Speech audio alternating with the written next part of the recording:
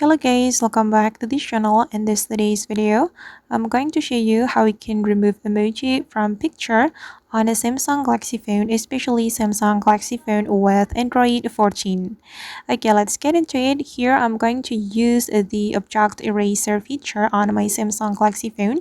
The feature is available on my gallery. So first of all, I'm going to go to my gallery application. And for example, guys, I'm going to remove this emoji from this picture. And we can click on this icon, this pencil icon. Then we're going to click on this object eraser feature. Okay. And here we just need to click on object eraser. Then here we can follow the instruction. We have to tap or draw around anything we want to erase. And since we want to erase the emoji, we can click on the emoji like this. Then we can simply click on erase.